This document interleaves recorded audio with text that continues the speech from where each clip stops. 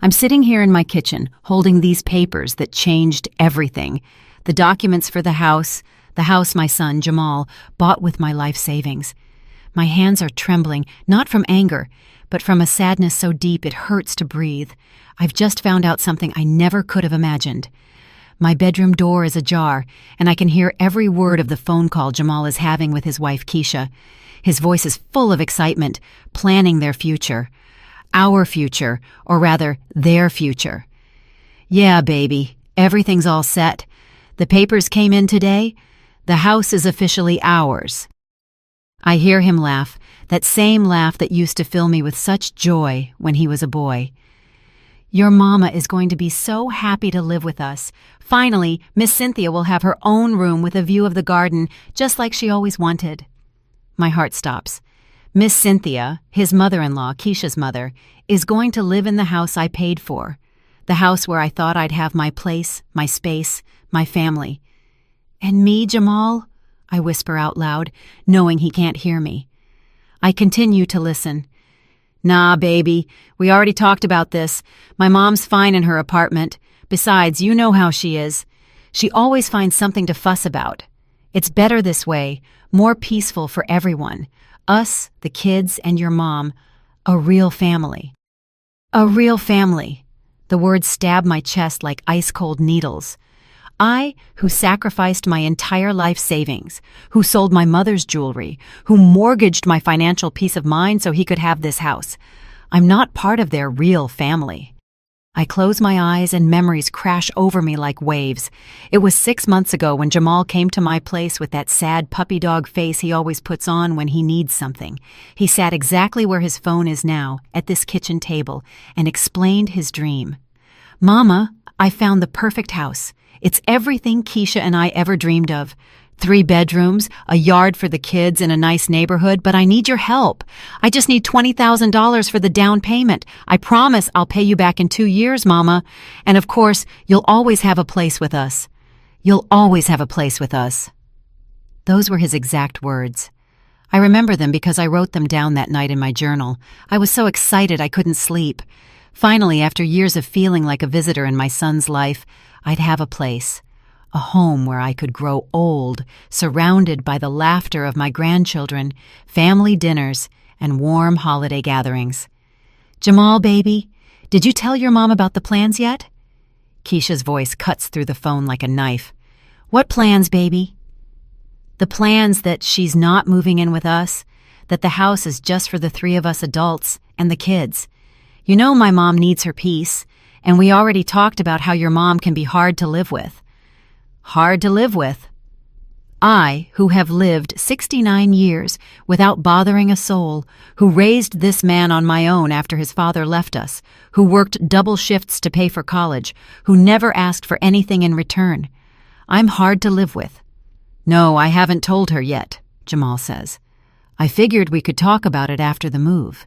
You know how she gets when things change. You know how she gets. They're talking about me as if I'm a difficult child, not the woman who is giving them the opportunity to have this house. I get up from my chair in silence and walk to the window. Outside it's raining, and the drops slide down the glass like the tears I won't let myself cry. 25 years working as a secretary at that drab office. 25 years saving every dollar, denying myself small luxuries, buying clothes on sale, packing my lunch. Also, I'd have something to leave my son, to have security in my old age, so I wouldn't be a burden. And now it turns out I'm a burden anyway. Baby, I think we need to start figuring out how we're going to tell her. Maybe we could suggest she find a smaller apartment, something more in line with her needs, something more affordable. Keisha's voice sounds so natural, so practical, as if they're just discussing what to have for dinner. Something more affordable. Right. Now that they have my $20,000, now that they've gotten what they wanted, it's time for me to find something more affordable, something more in line with my needs. As if my needs don't include the love and company of my only family. The phone falls silent, and I hear Jamal's footsteps coming toward the kitchen.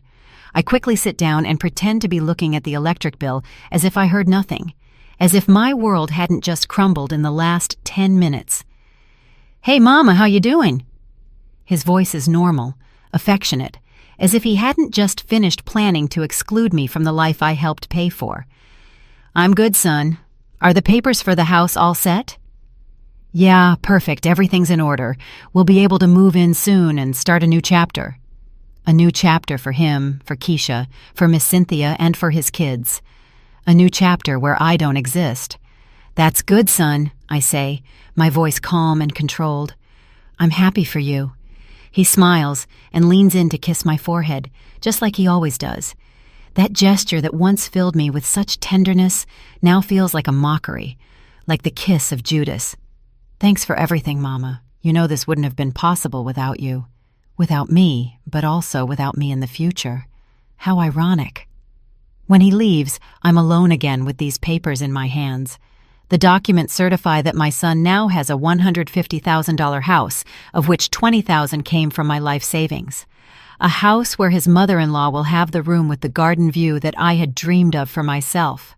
I carefully fold the papers and put them in the kitchen drawer, the same drawer where I keep bills, medical prescriptions, and now, it seems, my lost dignity. But something is changing inside me, something cold and clear, like the water running down the window. For the first time in years, I don't feel like crying. I feel like acting.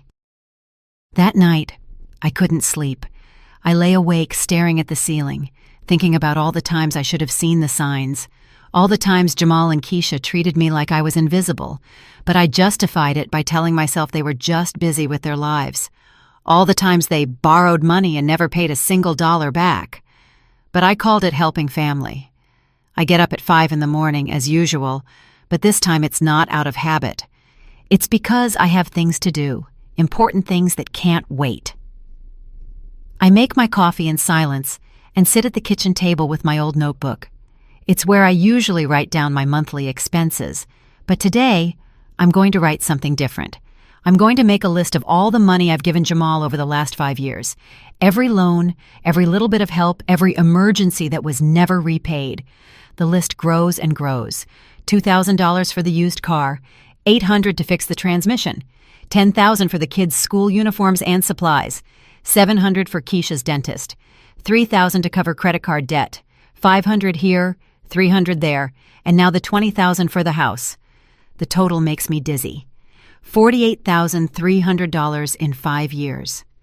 $48,000 that I saved working since I was 18, refusing vacations, buying the cheapest brand at the grocery store, using the same purse for a decade. $48,000. What for? For obligatory Sunday visits where I sit in a corner while they talk about their lives? For grandchildren who barely know me because Grandma Dolores is so boring? For being excluded from birthdays, graduations, and family dinners because we don't want to inconvenience you, Mama. We know you don't like to go out. I close the notebook and walk to my bedroom. I open the closet and pull out the shoebox where I keep all my important documents. Birth certificates, my will, insurance policies, bank statements, everything that certifies my legal and financial existence. I wrote my will 3 years ago when I turned 66. In it, Jamal inherits everything. My apartment, my savings, my life insurance, even my grandmother's jewelry stored in the safety deposit box at the bank. Everything for him, because he's my only son, my only family, my reason for living. How naive I was. It's 7 in the morning when my phone rings. It's Jamal. "Hey, Mama, how you doing this morning?" "I'm doing good, son," I say, my voice sounding normal, but inside it feels like another person is speaking. "You need something?" "Well, yeah, Keisha and I were talking last night and we were wondering if you could help us out with a little something. You know, with the move, there are some extra expenses we didn't account for." More money. It's always more money. "How much do you need?" "Just $3,000, Mama. For the movers, some furniture we need, paint for the rooms, just to get the house perfect for when we move in next week." Next week. He's moving next week. And he hadn't even told me when. He hadn't even invited me to see the house I paid for. "Jamal, can I ask you something?" "Sure, Mama, anything you want." "When do I get to see the house?" Silence. A silence so long that for a moment I think the call dropped. Well, Mama, the house is still getting some minor work done. When everything's ready, we'll take you over there to see it. You don't want to see it all messy, do you? And when am I going to move in with you? Another, even longer silence. Mama, about that, Keisha and I have been talking, and we think maybe it'd be better for you to stay in your apartment for now, until we see how we adjust to the new house. The kids are going to be nervous with the change, and Keisha is stressed with her new job. Her new job? Yeah, I didn't tell you? She got a position at an accounting firm. They're going to pay her real good, almost $2,000 a month. $2,000 a month. Keisha is now making $2,000 a month, but they still need my $3,000 for the move. My $3,000 that I'd have to take out of my savings, which I've been living on with a $700 a month pension. Jamal, I say again, I need to think about the $3,000. Think about it, Mama? You've never had to think before when I asked for help? Is everything okay? No, son. Nothing is okay. Nothing has been okay for years, but I was too blinded by love to see it. Everything's fine, son. I just need to check my accounts. I'll call you in a few days. In a few days? But Mama, we need the money by tomorrow. The movers want a 50% deposit, and I'll call you in a few days, Jamal. I hang up the phone before he can respond. My hands are trembling, but not from fear. It's something different. It's determination. I walk to my old computer, the one Jamal helped me set up 2 years ago so I wouldn't feel so lonely, Mama. I turn it on and wait patiently for it to load. I'm not great with technology, but I know the basics. I know how to log into my online bank account. There's my savings. After giving him the $20,000 for the house, I have exactly $2,300 left. $300 between me and total destitution, between me and depending completely on a son who plans to exclude me from his life as soon as he's settled into his new house. I pick up my phone and dial the bank's number. Good morning, National Bank. How can I help you? Good morning. I need to talk to someone about my savings account. I want to make some important changes. Certainly, ma'am. Could you please provide your account number and your full name? As I give my information, I feel something I haven't felt in years. Control. For the first time in a long time, I'm the one making the decisions about my money, my life, my future. How can we help you today, Ms. Jones? I want to remove my son as an authorized beneficiary on my account. I also want to cancel the additional debit card that is in his name. I understand. Is there a particular reason? Yes, there is. The reason is that I've just discovered I've been financing my own exclusion, that every dollar I've given them has been an investment in my own future loneliness. Personal changes in my family situation. Very well, Ms. Jones. I'll process these changes immediately. Anything else I can help you with? Yes. I want to know about my options for changing my will. The bank offers that service. We have agreements with some attorneys who specialize in estate law. Would you be interested in having us send you some information? Yes, please. To my registered address. When I hang up the phone, I feel different, as if I've taken the first step towards something new, something I don't yet fully understand, but know I need to do.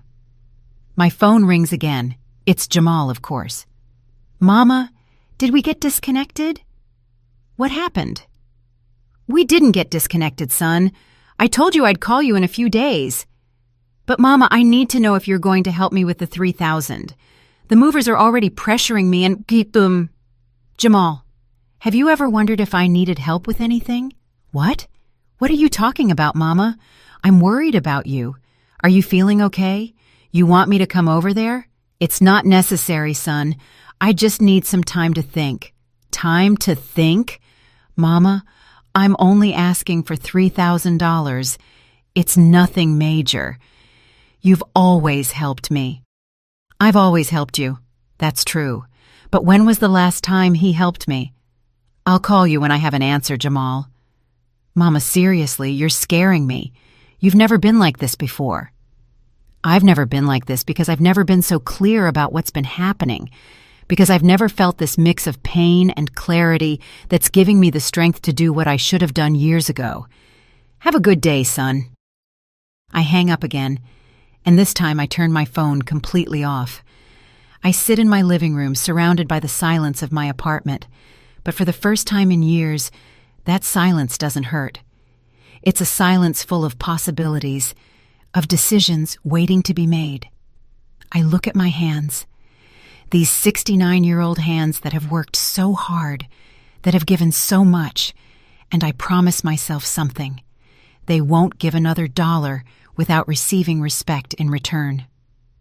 Over the next 3 days, my phone won't stop ringing. Jamal calls me every 2 hours.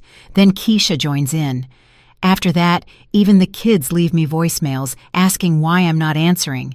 But I keep the phone off. I need silence to think, to plan, to truly understand the situation I'm in. On Wednesday morning, I decide to turn the phone on just to check the messages. There are 27 missed calls and 15 text messages. I read them one by one, and each message confirms that I'm making the right decision. Mama, I'm worried. Please call me. Jamal. 7:30 a.m., Tuesday. Dolores, it's Keisha. Jamal is really nervous. Is everything okay with you? 11:15 a.m., Tuesday. Mama, the movers need the money today. I can't wait any longer.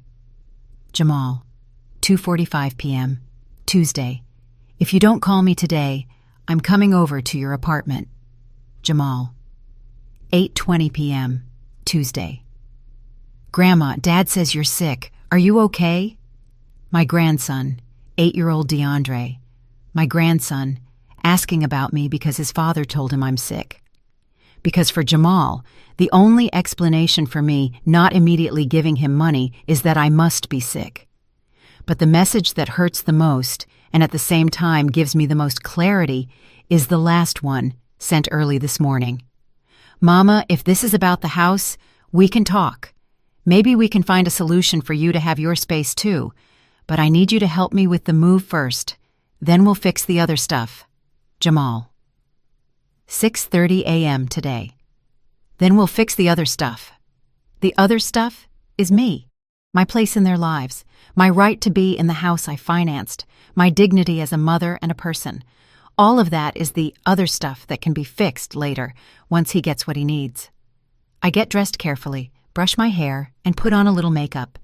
Today, I'm going out, and I have several important appointments. The first is at the bank at 10 in the morning. I walk the 6 blocks to the bank, enjoying the fresh air. I hadn't realized how much I missed walking without a rush, without thinking about the constant needs of others, just focused on my own thoughts and plans. At the bank, Ms. Anderson, the same woman who helped me on the phone, greets me. She's a woman my age, elegant and professional. Good morning, Ms. Jones. How are you feeling after the changes we made to your account? I'm feeling great, thank you. I came in today because I want to make some additional changes. Certainly, what can I help you with? I want to open a new savings account completely separate from my current one, and I want to transfer $10,000 from my main account to this new account.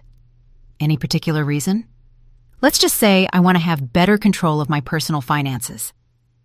Ms. Anderson nods in understanding.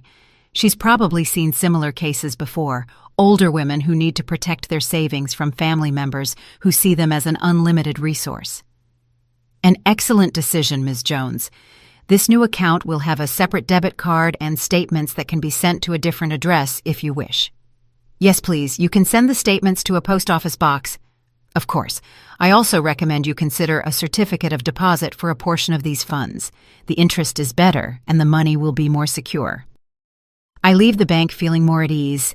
$10,000 are now in an account only I know about. Money that Jamal doesn't know exists. Money he can't ask me to borrow.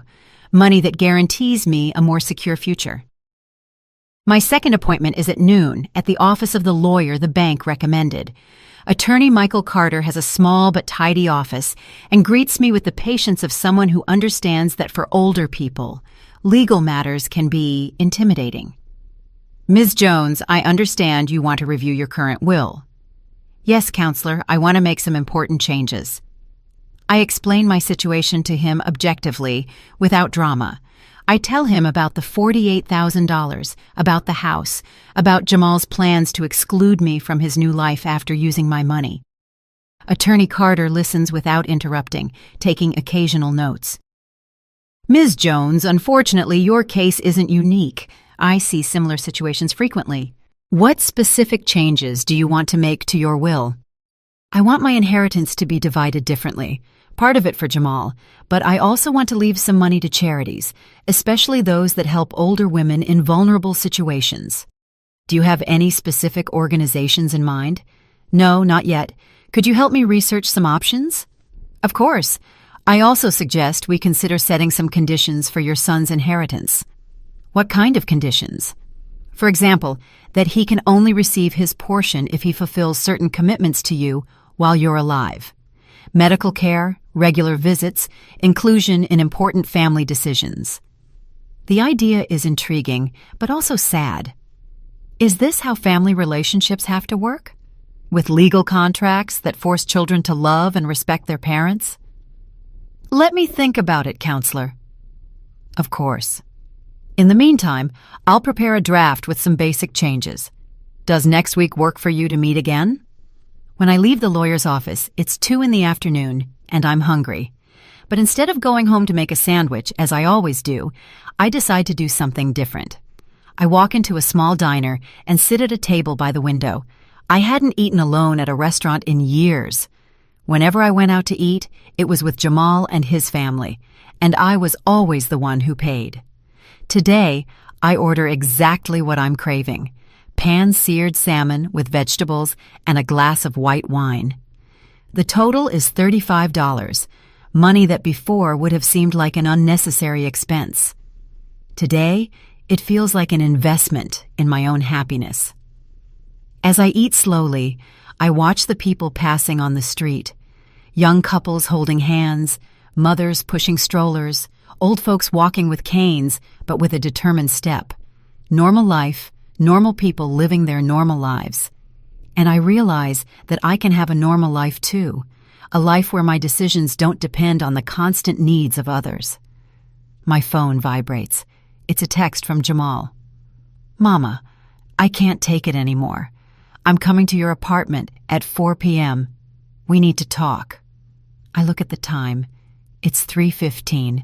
I have 45 minutes to get home and prepare for a conversation I know will be difficult, but for the first time, I'm not afraid of it. I feel something like curiosity. I pay my bill, leave a generous tip, and walk out of the diner. The sun is shining, and for the first time in a long time, I feel like it's also shining on me. As I walk home, I think about what I'm going to say to Jamal. I'm not going to yell at him. I'm not going to throw his mistakes in his face.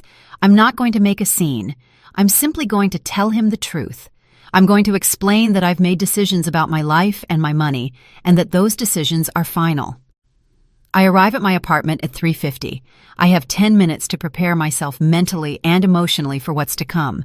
I sit in my favorite chair, the one by the window, and I wait not with anxiety, but with the calm of someone who knows exactly what they are going to do. At 4 o'clock, I hear footsteps in the hallway and then knocking on my door, firm, insistent, impatient. The knocks of someone who is used to the door being opened immediately, to their needs being attended to without delay. I get up slowly, smooth out my skirt, and walk to the door. Before I open it, I take a deep breath and remind myself, this is my house, this is my money, this is my life, and for the first time in years, I'm going to act accordingly. I open the door, and there's Jamal, but he's not alone. Keisha is standing behind him with an expression I know well, the face she makes when she wants to get something, but pretends she's worried about my well-being. They both look at me as if I'm a lost child they've finally found. Mama, thank God you're okay. We were so worried. Jamal starts to reach for a hug, but there's something forced in his gesture. Why weren't you answering the phone? Do you know how much you distressed us? Hello, Keisha, I say, and she just nods. I'm not a child, Jamal. You caused me more distress in the last 3 days than I've ever caused you. Mama, what are you talking about? We're a family. We need to be able to talk about things. Talk about things? You talked about me, but not with me. You talked about how I'm hard to live with, how you were going to put me in a more affordable apartment, all while using the money I gave you for your real family. You talked about me like I was a burden, a complicated problem that needed to be managed, not a person. Jamal's face pales. He glances at Keisha, who looks horrified. Mama, that's not what happened. We were just what, Jamal? Just planning to use me and then toss me aside? The $20,000, Jamal, the $48,300 I've given you over the last 5 years. Did you think it was an endless well?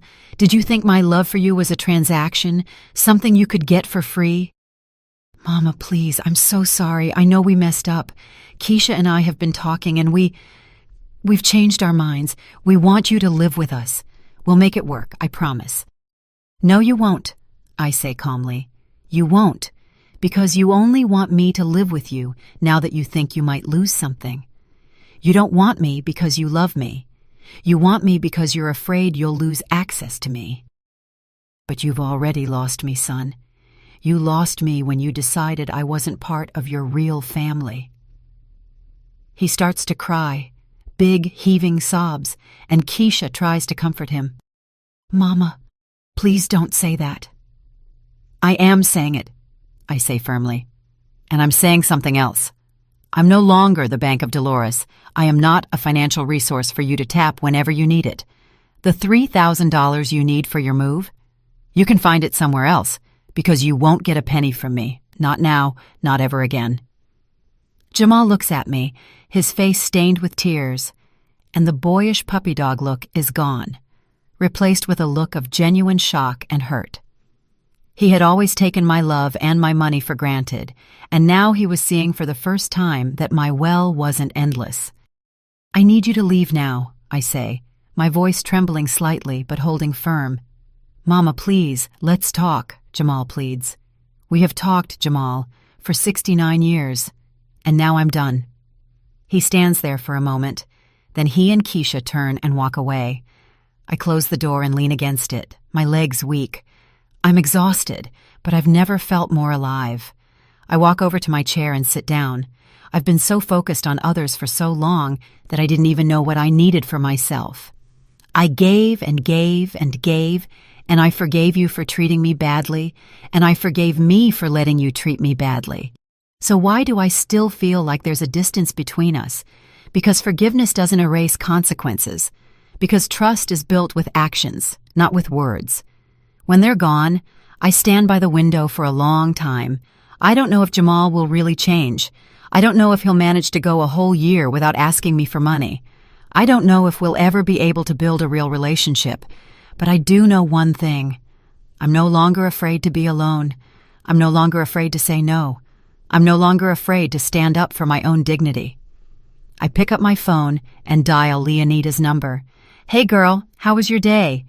It was interesting. Jamal came to visit me. And how was it? Different. Maybe there's hope after all. I'm glad. What are your plans for this afternoon? I was thinking of going to the park, maybe sitting and reading under that big tree I like. Want some company? I would love it. As I get ready to go out, I look in the hallway mirror. I see a 69-year-old woman who learned too late that her own worth is not measured by what she can give to others. A woman who found the courage to claim her life back. And for the first time in a very, very long time, I smile.